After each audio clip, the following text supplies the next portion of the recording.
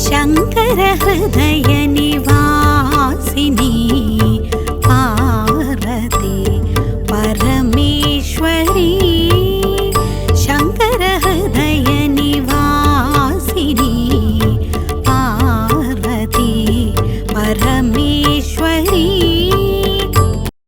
जय जगत्माता बगलामुखी। ओम क्रीं बगलामुखी वरदे सर्वसौभाग्यप्रदायिनी समस्त भक्तानां सर्वाभीष्टं साधय साधय क्रीं ఓం స్వాహ। నేను ఈరోజు మీతో శ్రీ సూర్యమంగళం అద్వైత వేద విద్యాపీఠంలో ఉన్న బగలాముఖి క్షేత్రంలో నుండి మీతో ఇప్పుడు మాట్లాడుతున్నాను। ఇది 63 వయసు కలిగిన ఒక పురుషుడి యొక్క జాతకం, ఒక మేల్ జాతకం। ఆయనకి 63 వయసయింది। ఆంధ్రప్రదేశ్ నుండి వచ్చారు కాదు, ఇప్పుడక్కడ తెలంగాణనే కదా చెప్పాలి, తెలంగాణ నుండి వచ్చారు। వాళ్ళు హైదరాబాదులో ఉంటారు। ఈయన యొక్క తండ్రి అంటే ఈ 63 వయసు వ్యక్తికి తండ్రి అనేక వ్యాపారాలు చేసిన వ్యక్తి, ప్లస్ రాజకీయ పలుకుబడున్న వ్యక్తి, ఫిలిం ప్రొడ్యూసర్, గ్రానైట్ ఎక్స్పోర్ట్, ఇంకా ఏవో చెప్పారు। ఇలా అనేక విషయాలు చేస్తున్నారు ఆ రోజుల్లో అని చెప్పారు। ఎవరు? ఈయన యొక్క ఫాదర్। ఈయన అంటే ఇండియాలోనే పెద్ద పెద్ద సిటీల్లో ఆయనకి ఆఫీసులున్నాయి, బ్రాంచీలున్నాయి। ఈయన యొక్క రాహువు దశాకాలంలోనే అంటే 78లో సూర్యమంగళంలో అంటే అప్పుడు హైదరాబాద్లో ఒక ఆఫీసుండేది। ఆయన అక్కడికొచ్చారు। అప్పుడు ఆయనే చెప్పారు, మా నాన్నిలా ఉంటారు, పెద్ద పెద్ద వ్యాపారాలు చేస్తారు, మాకు చెన్నైలో ఆఫీసుంది, బ్రాంచ్ ఉంది, ఇల్లుంది, ఈ విధంగా ఆయన చెప్పారు। చాలా సంతోషంగా ఉంది। ఇప్పుడు నాకు రాహు దశాకాలం జరుగుతోంది। రాహు దశాకాలం ముగిసిన తర్వాత నాన్నగారి బిజినెస్లు నేను తీసుకోవాలని అనుకుంటున్నాను। నాన్నగారికి వయసైపోయింది కాబట్టి నువ్వు చూసుకో అని చెబుతున్నారు। ఈయన ఒకే ఒక్క కుమారుడు। ఆ విధంగా చెబుతున్నారు। సరే, మీ గురించి నేను విన్నాను, నాకు ఈ జ్యోతిష్యంలో చాలా ఇంట్రెస్ట్ ఉంది కాబట్టి మిమ్మల్ని కలుద్దామని వచ్చాను అని చెప్పారు। జాతకం తీసి చూశాను। అవును, ఆయనకి అప్పుడు రాహుదశాకాలం జరుగుతోంది। నేను ఆయన వద్ద అడిగాను, మీ జాతకంలో ఉన్న ప్లస్సు మైనస్సు మీరు చెప్పారు, మీకు జ్యోతిష్యంలో చాలా ఇంట్రెస్ట్ ఉందని మీరు చెప్పారు కదా, మరైతే దీని ప్లస్సు మైనస్సు మీకు తెలుసా అని అడిగాను నేను। అప్పుడాయనన్నారు, మీరు చెప్తేనే తెలిసింది। నేను చెప్తే తెలిసిందా? ఎలా? ఒక 7-8 సంవత్సరాలకు ముందు ఈ జాతకం తీసుకొని మా నాన్న, అమ్మ వచ్చి మిమ్మల్ని కలిశారు। వాళ్ళు చెన్నైలోనే మిమ్మల్ని కలిశారు। అప్పుడు మీరు ఈ జాతకంలో ఉన్న ప్లస్సు మైనస్సు లాంటివన్నీ వాళ్లతో మీరు చెప్పారు। నాన్న, అమ్మ దగ్గర మీరు చెప్పారు। వాళ్ళు కొన్ని విషయాలు చెప్పారు। ఆ విధంగా నాకు తెలుసు అని ఆయనన్నారు। ఓహో, గతంలో ఇక్కడ చూసిన జాతకమేనా అని అడిగాను। సరే, మరైతే ఈ జాతకం ప్రకారం గురుదశాకాలంలో మీరు బిజినెస్ సొంతంగా చెయ్యాలని వాళ్ళకి నేను చెప్పినట్టు వాళ్ళు మీకు చెప్పారా అని అడిగాను। అవన్నీ ఇప్పుడు జ్ఞాపకం లేదు స్వామీ, ఆ పాత విషయాలన్నీ వదిలేయండి, కొత్తగా మీరు జాతకం చూసి చెప్పండి అని అన్నారు। సరే, ఓకే, నేను చెప్పాను। ఈ జాతకంలో ఉన్న ప్లస్సు మైనస్సులన్నీ చెప్పాను। లగ్నం ధనుస్సు లగ్నం, లగ్నంలో లగ్నాధిపతి స్వక్షేత్ర బలాధికారిగా ఉన్నాడు, చాలా మంచిది। గురువు లగ్నానికి అధిపతి, లగ్నంలోనే ఉన్నాడు, సొంత ఇంట్లోనే ఉన్నాడు, ప్లస్ దానికి తోడు 10వ స్థానంలో చంద్రుడు ఉన్నాడు। అప్పుడీ గురువొచ్చి గజకేసరి యోగం ప్రదర్శిస్తున్నాడు। అవునా అవునా అవునా, ఆయన మనం నోట్లో చక్కెర వేస్తే ఎలా ఉంటుంది, షుగర్ వేస్తే, ఆ విధంగా ఆయన పులకించిపోతున్నాడు. అవును, అవును, అలాగే చెప్పారు. దానికోసమే నేను వెయిట్ చేస్తున్నాను అన్నారు. నేను చెప్పాను, ఆగాగాగు, పూర్తిగా చెప్పనివ్వు. గురువు గజకేసరి యోగంతో ఉండటం చాలా పవర్ఫుల్లే. దీన్నే తమిళ్లో కొందరు ఆచార్యులు గురు చంద్ర యోగం అని చెప్తారు. గురుచంద్ర యోగం కాదు, దానికి గజకేసరి యోగమనే చెప్పాలి. గురుచంద్ర యోగం అని చెప్పినా పర్వాలేదు. కాని గజకేసరి యోగమని చెప్తే అది 100 రాజయోగానికి సమానం. ఒక రాజయోగమని చెబితేనే మనకి తెలుసు అన్నీ ఉన్నాయని కదా. అతను రాజయోగంతో జీవిస్తున్నాడని చెప్పారంటే అతనికి భూమ్మీద సకల సౌభాగ్యాలున్నాయనే కదా అర్థం. అప్పుడు ఈ జాతకంలో ఆ గజకేసరి యోగం ఉంది. ఒక 85 ఏళ్ల వయసు దాటే వరకు గజకేసరి యోగం ఉంటుంది. ఆయన చాలా సంతోషపడ్డారు. కానీ నేను చెప్పాను, కానీ మీకు ఇది వర్కౌట్ కాదు. ఏంటి స్వామి ఇలా చెప్తున్నారు? గజకేసరి యోగం ఉంది, రాజయోగం 100 రాజయోగాలకి సమానం మీరు చాలా చెప్పారు. అవును, అది నేను గజకేసరి యోగం గురించి చెప్పాను. కాని ఇక్కడున్న గజకేసరి యోగం గురువుతో చంద్రుడు ఉంటే, గురువు నుండి 4, 7, 10లో చంద్రుడు ఉంటే అది గజకేసరి యోగమే, సందేహమే లేదు. మీకు గజకేసరి యోగం ఉంది, కానీ అది వర్కౌట్ కాదు. ఎందుకు కాదు? అందులో విషయం ఉంది. ఒకటి, ఈ గురువు ఇక్కడ సొంత ఇంట్లో ఉన్నప్పటికీ దానికి కేంద్రాధిపత్య దోషం ఉంది, లగ్నంలో ఉంది. లగ్నం 1, 4, 7, 10 ఇవి కేంద్ర రాశులు. ఇక్కడ గురువు కేంద్ర రాశిలో ఉండటం వల్ల దానికి కేంద్రాధిపత్యం వచ్చి వెళ్ళిపోయింది. కాబట్టి మీ జాతకానికి సంబంధించి వరకు గురువు పాపగ్రహం మాత్రమే. ఏంటి స్వామి ఇలా చెప్తున్నారు? ఇప్పటివరకు ఇలా ఎవరూ చెప్పలేదే. మిగిలిన వాళ్ళు ఏం చెప్పారన్నది నాకవసరం లేదు. ఈ జాతకంలో గురువు పాపగ్రహమే, ప్లస్సు చంద్రుడు ఇక్కడ మీ జాతకంలో చంద్రుడు కృష్ణపక్షంగా ఉన్నాడు. ఈ జాతకం ప్రకారం చతుర్థి కృష్ణపక్షం. చంద్రుడు అష్టమి వరకు ఫలితం చూపించినా కృష్ణపక్షం ఉన్నా ఇక్కడ కృష్ణపక్షం స్థితిలో ఉండటం వల్ల 100% ఫలితం ఉందని చెప్పలేము. క్లుప్తంగా చెప్పాలంటే మీకు సంబంధించినంతవరకు ఈ గజకేసరి యోగం వర్కౌట్ కాదు. కాబట్టి ఒక మైనస్. తర్వాతేమంటే భాగ్యం భాగ్యం భాగ్యం అని చెప్పినా డబ్బుంటేనే కదా భాగ్యం. డబ్బు లేకపోతే భాగ్యం ఎక్కడుంది? డబ్బు బేస్ చేసుకునే ఈ కాలంలో ప్రపంచంలో ఉన్న 99% భాగ్యాన్ని ధర చెల్లించి కొనేయచ్చు. అది డబ్బు. డబ్బుని బేస్ చేసుకునే ఇప్పుడు భాగ్యమని చెప్పబడిన ఆ యొక్క ఏం చెప్పచ్చు అంటే భాగ్యం అనేది దొరుకుతుంది. ఇక్కడ మీకు ధనస్థానంలో శని, సూర్యుడు మాత్రమే ఉన్నారు. శని, సూర్యుడు, రాహు అనేవి సెపరేటివ్ టెండెన్సీ కలిగిన గ్రహాలు. ఇక్కడ మీకు 2వ స్థానంలో ధనస్థానంలో శని, సూర్యుడు ఉండటం వల్ల ఇప్పుడున్న ఈ ఫైనాన్షియల్ స్టెబిలిటీ ఎల్లప్పుడూ ఉంటుందని చెప్పలేము. అవన్నీ నష్టాలుగా మారిపోతాయి. అదెలా? ఇక్కడ శని సొంత ఇంట్లోనే ఉంది కదా అని ఆయన అన్నారు. అప్పుడు నేనన్నాను, వేచి ఉండి చూడండి. తర్వాత సంగతికొస్తే ఈ జాతకంలోని మైనస్సు 9వ స్థానంలో ఉన్న రాహువు. 9వ స్థానం అంటే భాగ్యస్థానం. భాగ్యస్థానంలో సూర్యుడు, శని, రాహు ఉంటే మంచిది కాదు. 5వ స్థానంలో ఉండుంటే కూడా ఇదే ఫలితం. 5వ స్థానంలో ఉండుంటే ఇంతకంటే ఎక్కువ. ఎందుకంటే 5వ స్థానం యొక్క 5వ స్థానమే 9వ స్థానంగా చెప్తారు. కాబట్టి 5వ స్థానంలో రాహు ఉంటే కూడా 9వ స్థానంలో దాని దృష్టుంటుంది. ఇక్కడ 9వ స్థానంలోనే రాహు ఉంది. ఆ రాహువు దృష్టి లగ్నం మీదుంది.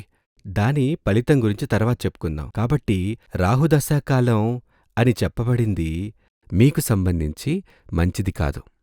అది మిగిలిన వాళ్ళు చెప్పారు, అది మంచిది కాదు.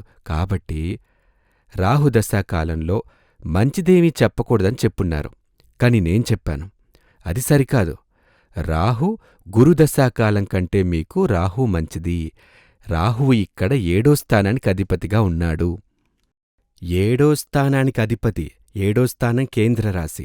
కేంద్రరాశికి అధిపతి శుభగ్రహంగా ఉంటే అది పాపగ్రహంగా మారి పాప ఫలమిస్తుంది, పాపగ్రహంగా మారుతుంది. ఇక్కడ గురువుది అదే స్థితి. కాని అదే గ్రహం పాపగ్రహంగా ఉంటే అది శుభగ్రహంగా మారి మంచి ఫలితమిస్తుంది.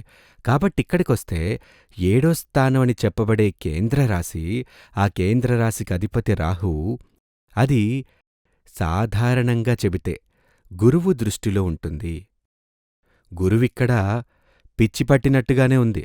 అయినా గురువు దృష్టిలో ఉండటం వల్ల మంచిదని చెప్పచ్చు. అయినా సొంతంగా ఏమీ చెయ్యొద్దు.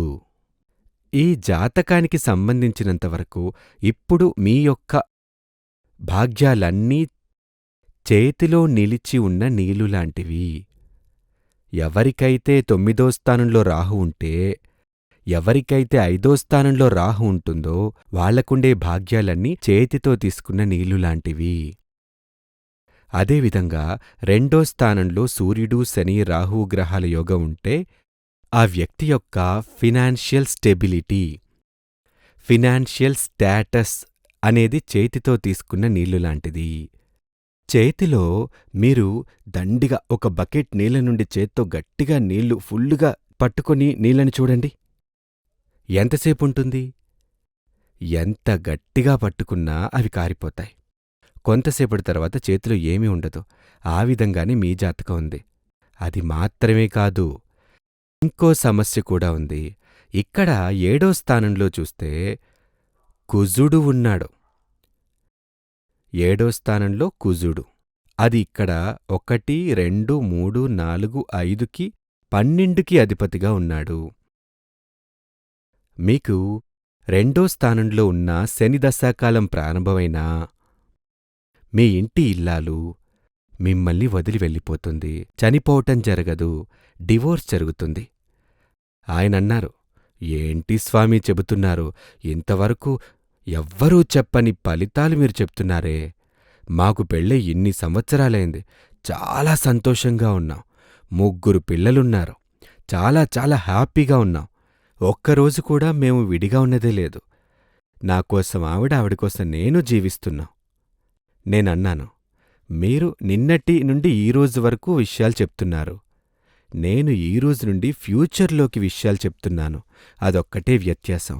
అంటే ఈ యొక్క నేనాయన వద్ద అడిగాను, ఇప్పుడు మీ ముందు నేనున్నాను, మీరు నా ముందున్నారు. మీకు నేను చక్కగా కనిపిస్తున్నానా? అవును, కనిపిస్తున్నారు. నాకు మీరు బాగా కనిపిస్తున్నారు.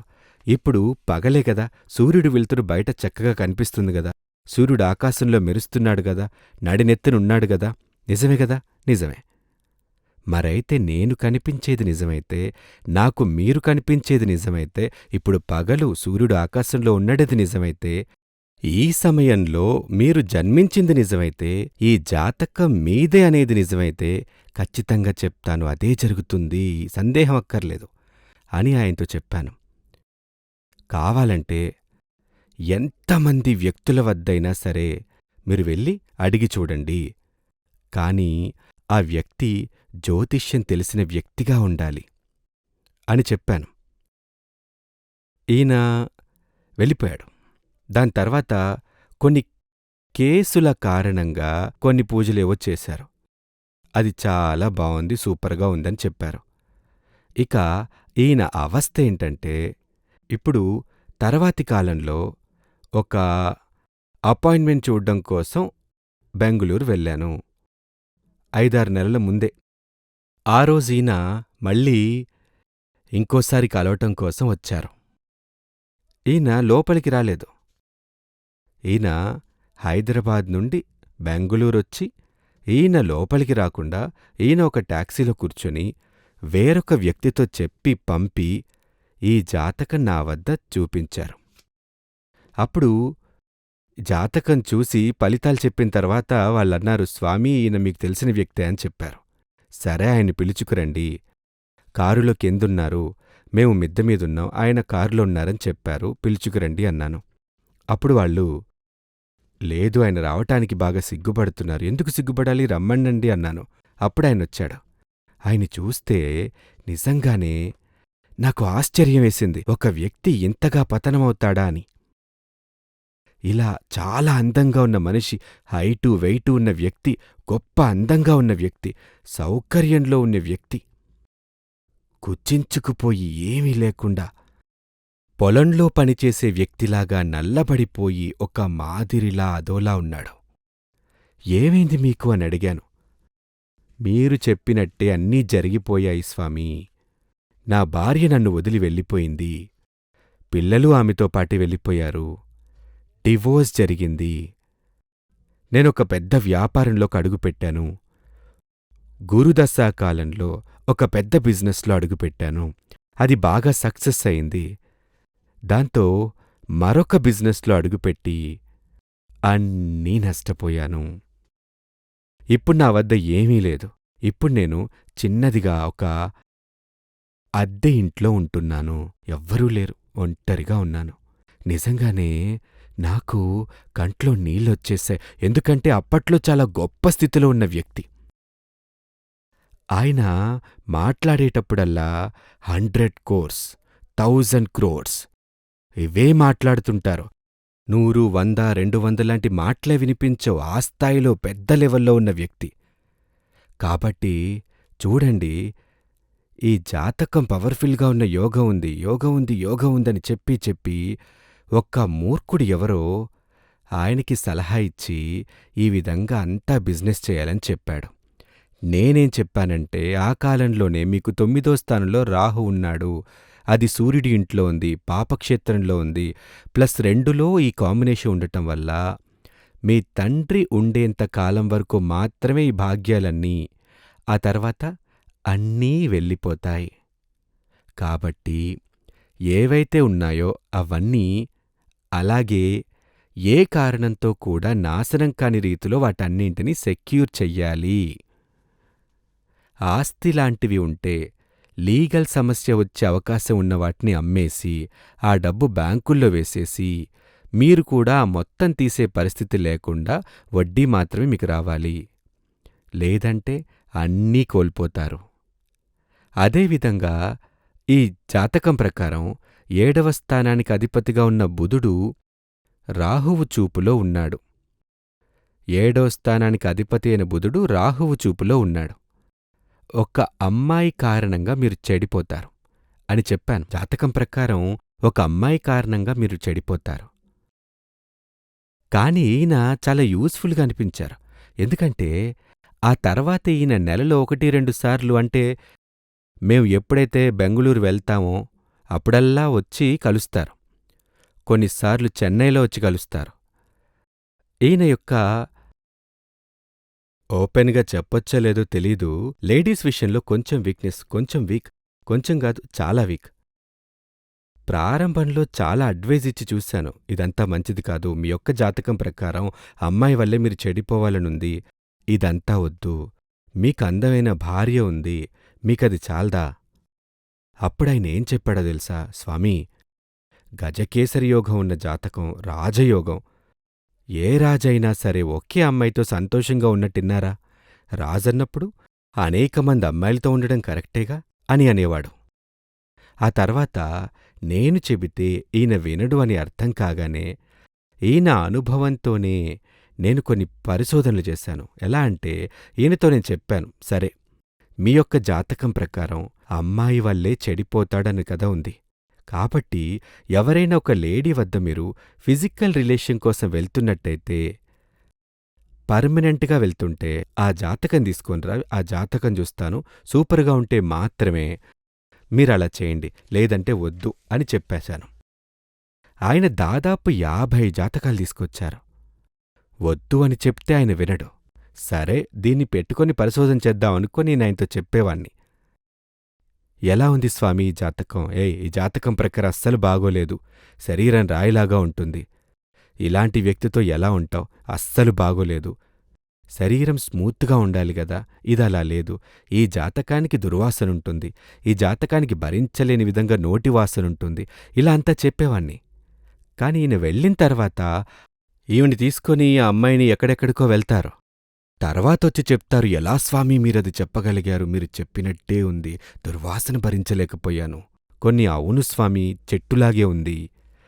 కొన్ని చూసి చెప్పేవాణ్ణి, స్మూత్, సూపర్. మళ్ళీ మళ్ళీ నువ్వీమనే పిలుస్తావు. ఆ విధంగా ఈయనతో నేను పరిశోధన చేశాను. ఒక 50 జాతకాలు పరిశోధన చేశా. ఆ విషయంలో ఈయన నాకు గురువుగా ఉన్నారని చెప్పొచ్చు. చివర్లో ఏమైంది? ఈయనొచ్చి ఒక జ్యోతిష్యురాలి చేతిలో చిక్కుకున్నారు. ఆమెకు 40 ఏళ్లే. ఆ అమ్మాయికి 40 ఏళ్ళు. అమ్మాయి కాదు, మహిళ, లేడీ, 40 ఏళ్ళు. ఆమె వచ్చి ఇప్పుడు చాలామంది వ్యక్తుల విషయంలో జాతకం చూసి నిజం చెప్తే నమ్మరు, గొప్పలు చెప్తే చాలా సంతోషం. ఇక్కడ సూర్యమంగళం విషయంలో ప్రత్యేకించి నా వరకు మాత్రం అలా చెప్పటం జరగదు. జాతకంలో ఏముంది? సంతోషం వస్తే సంతోషం లేదు, దుఃఖం వస్తే దుఃఖం. నాకు దుఃఖం లేదు. ఇందులో ఏముంటే ముఖం మీద చెప్పేయటం నాకు అలవాటు. నేను ఆ విధంగానే చదువుకున్నాను. కాబట్టి ఆ లేడీ ఏం చేసిందంటే, ఈ జాతకంలో గొప్ప గొప్ప యోగాలున్నాయని ఏవేవో చెప్పి 3 ఏళ్ల కాలం వాళ్ళు కాపురం చేశారు. ఏ విధంగా? ఆస్ట్రలాజికల్ కన్సల్టేషన్ అనే పేరుతో. చివరికి ఒక పెద్ద బిజినెస్లోకి ఈ లేడీ కూడా ఒక పార్ట్నర్గా అడుగుపెట్టి అన్నీ సర్వనాశనం అయిపోయాయి. జీవితమే నాశనం అయిపోయింది. జీవితం నాశనమైంది. ఇవన్నీ ఆయన మేనేజర్ చెప్పటం వల్ల నాకు తెలిసిన విషయాలు. కాబట్టి ఇక్కడ చూడండి, జాతకమని చెప్పబడింది ఏ స్థాయిలో షార్పుగా ఉందో.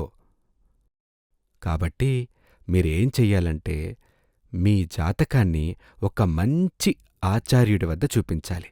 శాస్త్రీయంగా జ్యోతిష్యం చదువుకున్న ఆచార్యుడి వద్ద చూపించి, నా జీవితంలో ఎప్పుడు మంచి కాలం, ఎప్పుడు చెడ్డకాలం, నేను ఎప్పుడెప్పుడు ఏమేం చెయ్యొచ్చు, ఇవన్నీ తెలుసుకొని అవన్నీ రాసుంచుకోవాలి. అలా చేసిన పక్షంలో జీవితంలో మనకి ఓటమి ఉండదు. అదేంటంటే, వర్షం ఎప్పుడు వస్తుందని తెలిస్తే బయటకు వెళ్ళేటప్పుడు ఒక గొడుగు తీసుకొనెళ్ళొచ్చు. అప్పుడేమవుతుంది? ఆ వర్షంలో తడవకుండా మనం వెళ్ళొచ్చు గొడుగు తీసుకెళ్తే.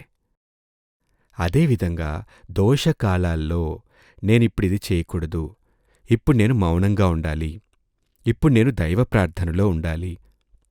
ఇలాంటి విషయాలన్నీ మనకి తెలిసి తగ్గట్టుగా జీవితం మార్చుకుంటే మనకి జీవితంలో ఎలాంటి దుఃఖమూ ఉండదు. దానికోసమే భగవంతుడిచ్చినదే వేదాలు, వేదాల్లో ఉన్న ఆస్ట్రాలజీ. జై జగత్మాత బగళాముఖి. జగత్మాత అయిన బగళాముఖి అనుగ్రహంతో మీకు సర్వ అభీష్టసిద్ధి, ఆయురారోగ్య సౌఖ్యం, సర్వకార్యసిద్ధి లభించాలని ఆశీర్వాదం చేస్తున్నాను. శ్రీ సూర్యమంగళం అద్వైత వేద విద్యాపీఠంలో తాంత్రిక పూజల్లో సిద్ధహస్తులైన ఎందరో ఆచార్యులు అమావాస్య, పౌర్ణమి రోజుల్లో ప్రత్యేక యాగాలు నిర్వహిస్తారు. ఈ యాగాల్లో పాల్గొనడం ద్వారా తల్లి శ్రీ బగళాముఖీదేవి అనుగ్రహం వల్ల సర్వదోషాలూ పోయి సకల సౌభాగ్యాలు మనకు కలుగుతాయి. శ్రీ సూర్యమంగళం అద్వైత వేద విద్యాపీఠం జ్యోతిష్యం, ప్రశ్నలు, వాస్తు, తాంత్రిక పూజలు మరియు వేదయాగాలు నిర్వహిస్తారు. సంప్రదించవలసిన నంబర్ 7305442299 7305442299. చెన్నై, కోయంబత్తూర్, బెంగళూరు, హైదరాబాద్, విజయవాడ, ఢిల్లీ, ముంబై, తిరునల్వేలి, టెక్సాస్.